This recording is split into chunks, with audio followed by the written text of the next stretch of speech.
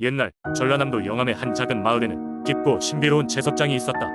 이곳은 평범한 돌들이 아니라 특별한 힘을 가진 혼돌, 유혹 가득 차 있었다고 한다. 혼돌은 정령이 깃들어 있으며 이를 통해 기이한 현상들이 발생하기도 했다. 채석장에는 홀로그램처럼 표현된 9꼬리 여우, 구미호가 살고 있었다. 하지만 여우는 전설로만 전해졌을 뿐 실제로 본 사람은 아무도 없었다. 여우의 전설은 이렇게 전해졌다. 구미호는 채석장에서 태어났고 오래전부터 이곳을 지키고 있었다. 그리고 혼돌의 에너지를 흡수하여 사람이 되었으나 돌의 보석 같은 힘을 느끼고 채석장에서 떠날 수 없었다. 마을 사람들은 채석장에 가는 것을 두려워했고 날이 저물면 그곳에 가까이 가지 않았다. 하지만 어느 날 한 젊은 목수 이명수가 용기를 내어 채석장에 들어가기로 결심했다. 그는 왜 여우가 자신의 모습을 드러내지 않는지 궁금했고 혼돌의 비밀을 풀고 싶었다.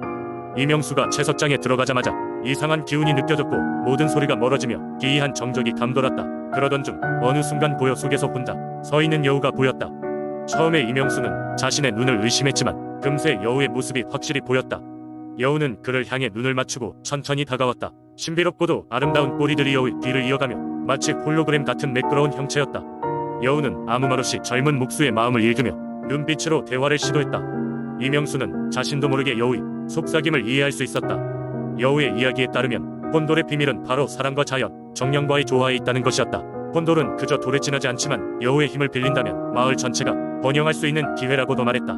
하지만 여우는 사람이 마을로 돌아가 혼돌의 존재를 알리면 균형이 깨어질까 두려워했다. 그러던 중 이명수는 혼돌의 힘을 이해하고 마을 사람들에게 가장 안전한 방식으로 이를 전해주리라 여우에게 약속했다. 여우는 그의 믿음을 받아들였고 채석장에 사는 정령들과 함께 그를 도왔다. 이명수는 마을에 돌아와 구미호와 채석장의 비밀을 사람들에게 전했다. 처음엔 모두가 두려워했지만 이명수의 확신에 차분하게 귀 기울였다. 결국 마을 사람들은 자연과 조화를 이루며 혼돌의 에너지를 공동의 이익을 위해 사용하기로 결정했다. 구미호 여우는 마을 사람들과 영암의 평화로운 미래를 보며 피식 웃었고 숨겨왔던 인간의 모습으로 살아갈 수 있게 되었다. 전설 속 여우와 사람의 우정은 마을의 평화를 가져왔고 마을 사람들은 이명수를 영웅으로 여겼다. 영암은 자연과 조화로운 공존을 이루어 번영의 길을 걷게 되었다는 이야기다. 두 번째 이야기. 옛날 옛적 공주의 깊고 푸른 강에는 신비로운 민속 신앙이 전해지곤 했다.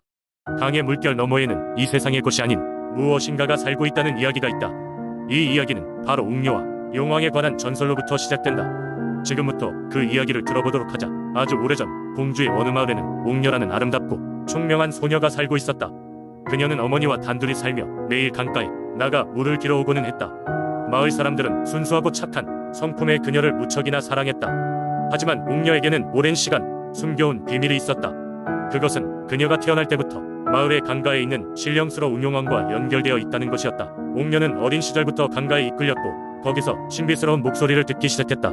그 목소리는 강 깊은 곳에서 들려오는 듯했으며 그녀에게 끊임없는 위로와 지혜를 주었다. 그러던 어느 날 그녀는 생명을 빠르게 잃어가는 어머니를 위해 용왕에게 도움을 요청하기로 마음먹었다.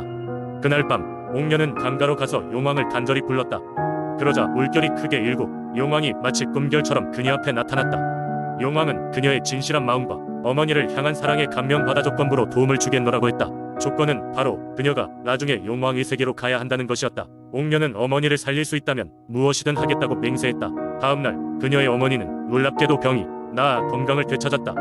웅녀는 이를 용왕의 덕으로 믿고 더욱 강으로 나오기 시작했다. 그녀는 용왕과 대화를 이어갔고 이윽고 두 존재는 서로에게 깊은 애정을 느끼게 되었다. 그러나 이 모든 꿈 같은 나날에도 웅녀는 언젠가 용왕이 세계로 떠나야 한다는 사실을 알고 있었다. 얼마 후 웅녀의 20번째 생일이 다가왔다. 그녀는 이제 결정을 내려야만 했다. 결코 쉽지 않았지만 그녀는 용왕과의 약속을 어기지 않기로 했다. 그녀는 친구들과 마을 사람들에게 이별을 고하고 강으로 향했다. 그날 밤 강의 물살은 더욱 힘차게 일렁였으며 웅녀는 용왕과 함께 물속 깊은 곳으로 사라졌다. 공주의 마을 사람들은 웅녀의 이야기를 오랜 세월 동안 전해 내려왔다. 마을 사람들은 그녀가 강의, 신령과 함께 살아가고 있으며 때때로 그들의 수호신으로서 마을을 지켜보고 있다고 믿었다. 그래서 매년 그들의 명절이 되면 강가에 음식을 마련하여 그녀와 용왕을 기리곤 했다. 이렇듯 웅녀와 용왕의 전설은 공주의 마을 사람들에게는 단순한 신화 이상 유존재로 남아있다. 그들은 웅녀의 순수한 마음과 용왕의 끊임없는 사랑을 언제까지나 기억하며 매년 명절마다 강가에 모여 그들의 이야기를 나누곤 했다. 그리고 그렇게 웅녀의 전설은 공주라는 한 작은 마을의 민속 신앙으로 깊게 뿌리를 내린 것이었다. 세 번째 이야기. 옛날 옛적부터 단양 지역에는 신비로운 바위들이 존재했습니다. 그 중에서도 특히 유명한 곳이 바로 할아버지 바위와 할머니 바위였습니다. 이 바위들은 이제는 유명한 관광 명소가 되었지만 그 뒤에는 슬프면서도 감동적인 이야기가 숨겨져 있습니다. 바로 이 바위들이 있는 곳에는 아주 오래전 단양 지역을 다스리던 강직한 한 노인이 살고 있었습니다. 사람들은 그를 단양 할아버지라고 불렀습니다. 그는 언제나 마을 사람들을 배려하고 필요할 때마다 그들을 도와주곤 했습니다. 그와 함께 마을을 지켜주었던 또 다른 한 사람은 그 할아버지의 아내 단양 할머니였습니다. 그녀는 누구보다도 현명했고 마을의 어르신들과 아이들에게 큰 영향을 주었습니다.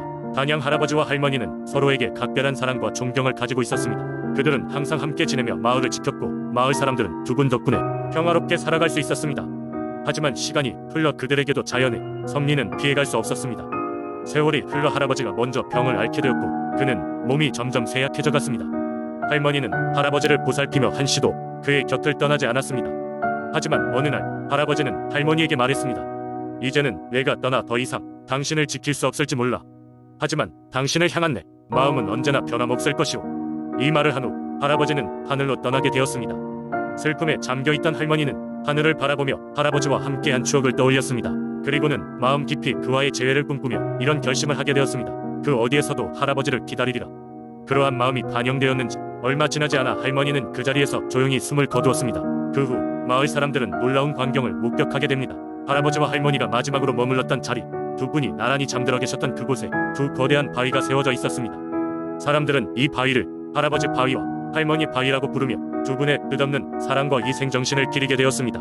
세월이 지나도 이 바위들은 여전히 단양의 상징으로 남아있으며 이곳을 찾는 이들은 단양 할아버지와 할머니의 영원한 사랑을 느끼며 경건한 마음으로 그곳을 방문하곤 합니다. 지금도 할아버지 바위와 할머니 바위는 흐르는 세월 속에서도 변치 않는 사랑이 상징으로 서서 단양의 풍경을 지키고 있습니다. 네 번째 이야기. 옛날 속초의 한 작은 어촌 마을에는 많은 사람들의 존경을 받던 한 어부가 있었습니다. 그의 이름은 함양군이었고 그의 어부로서의 능력과 지혜는 마을 사람들 사이에 전설처럼 전해져 내려왔습니다. 함양군은 매일 새벽 바다로 나가 풍요로운 어획량으로 돌아왔고 그가 잡아오는 물고기들은 일반 물고기보다 크고 윤기나며 맛 또한 뛰어났습니다. 어느 날 함양군은 바다가 잔잔한 날 낯선 바람을 느끼며 바다에 나갔습니다. 그날은 유난히 맑고 수면 아래에서 빛나는 무엇인가 함양군의 시선을 잡았습니다. 그는 단번에 그것이 무엇인지 알고 싶어졌고 그 빛나는 물체를 향해 조심스럽게 배를 몰았습니다. 함양군이 가까이 다가가자 수면 위로 큼직한 금비경의 머리가 솟아올랐습니다. 용은 크고 아름답게 빛났고 그의 눈은 지혜와 고유함으로 가득 차 있었습니다. 놀란 함양군은 그것이 전설 속의 용왕임을 깨달았습니다. 용왕은 함양군을 향해 말을 걸었습니다. 슬기로운 어부여, 너의 진심과 바다를 사랑하는 마음을 내가 느꼈다. 그러므로 나는 너에게 축복을 줄 것이니라. 너와 내 후손들은 이 바다에서 항상 안전하고 풍요로울 것이다. 다만 그 축복을 탐욕스럽게 쓰지 않고 항상 이웃과 나누어야 할 것이니라. 함양군은 용왕의 말씀에 깊이 감명받았습니다.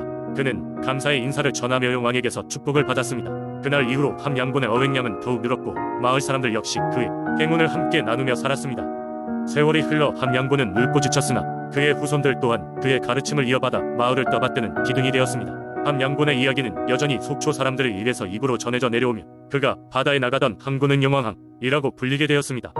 오늘날에도 속초의 사람들은 어부 함양군의 이야기를 통해 바다의 소중함을 배우고 있으며 바다와 조화롭게 살아가는 법을 잊지 않으려 노력하고 있습니다. 비록 전설이라 하더라도 그 속에 담긴 지혜와 교훈은 마치 바다처럼 영원히 깊고 넓게 사람들의 마음속에 자리잡고 있습니다.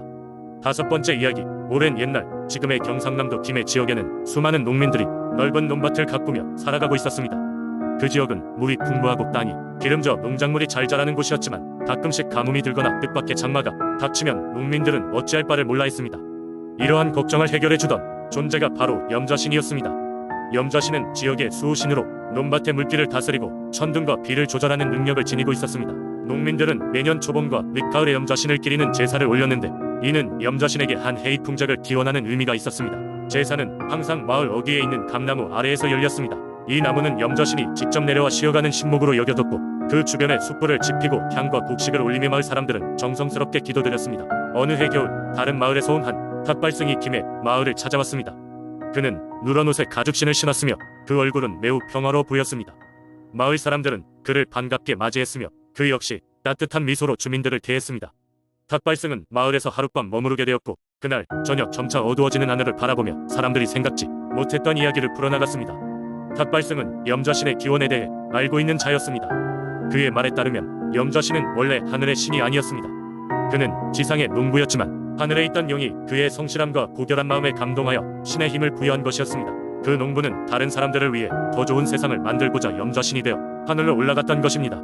또 그가 수호신이 된 이후에도 땅에서 의견과 사람들을 잊지 않고 계속해서 보호해주고 있다는 것이었습니다. 설화는 마을 사람들에게 큰 감동을 주었습니다. 그들은 염자신의 희생과 봉사정신을 본받아 서로를 더 아끼고 도왔습니다. 그 후로 김해의 장마나 가뭄은 점점 줄어들었고 마을에는 늘 풍년이 가득했습니다. 염자신의 이야기는 후대로 이어져 내려오며 많은 이들에게 협력과 나눔의 중요성을 일깨워 주었습니다. 지금도 김해에서는 수확이 끝난 후 겨울이 오기 전 염자신에게 감사의 의식을 올립니다. 마을 사람들이 함께 모여 그 해의 풍작에 대한 고마움을 전하는 이 전통은 단순한 신앙을 넘어 공동체 정신과 결속력을 보여주는 중요한 행사로 자리 잡았습니다.